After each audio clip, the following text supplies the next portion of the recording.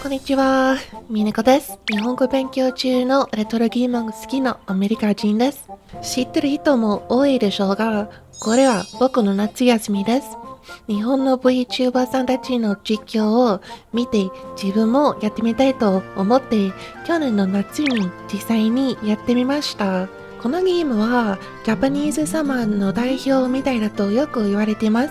このゲームを解説する日本語の動画や英語の動画をよく見ましたが、海外の反応の動画を調べても何も出てこなかったです。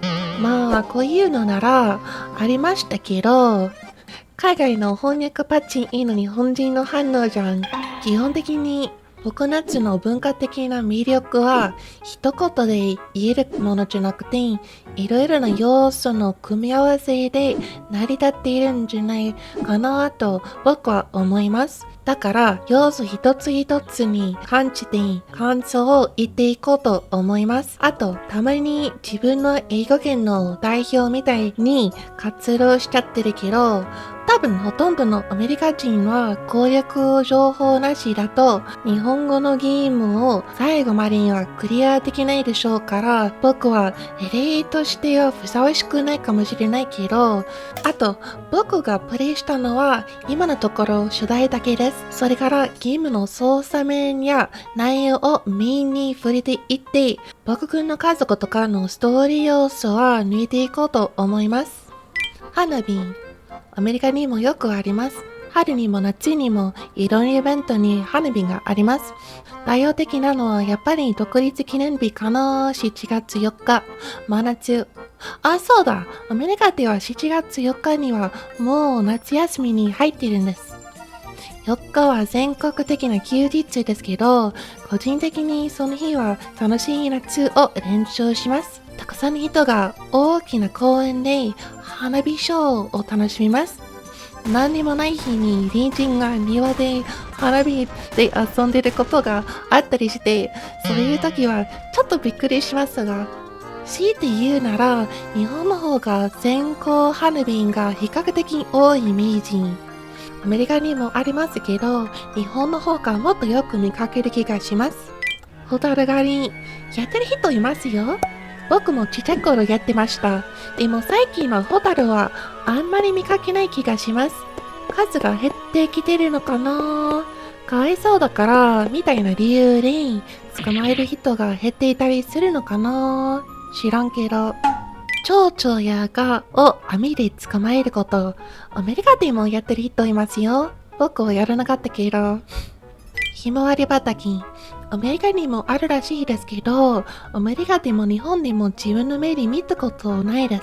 以前も今も自然からちょっと離れたところに住んでるから、そのせいかもしれないですけど。釣り、たこ揚げ、植物の水やり、絵本、絵日記、ブランコ、この辺はまあありますよね。木を切ること。まあ、日本にも子供が斧を持って冒険したりはしませんよね。でも、クリスマスの時期に木をノコギリで切ることがあります。自分もやったことあります。親の監督のもとで、ラジオ体操。完全に日本のこと。英語圏にこういうことはないかな。でも考えてみたら、この風に一日を迎えられたらいいなぁと思いますけど。仏像、運勢、日本のこと。一般的に運勢って文化は欧米にありません。一番近いのは中華料理屋でもらえるフォーチュンクッキーかな。カブトムシ相撲。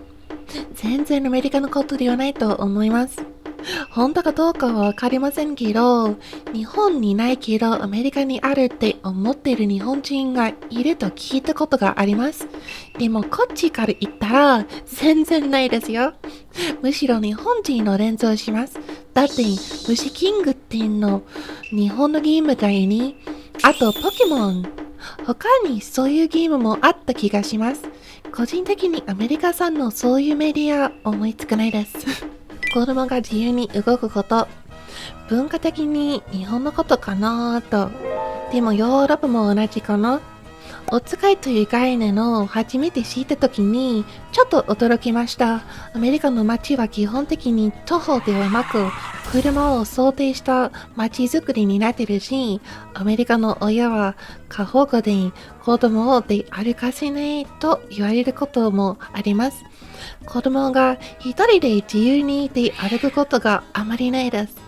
でも家族で公園に行ったら子供が一人でうるうるする時くらいはあるかな。あと学校や教会などの遠足の時とか、あとすっごく田舎の家はバックヤードじゃなくて日本語で裏庭、田舎のクソでかい家には森みたいなクソでかい裏庭があることもあると耳にしますね。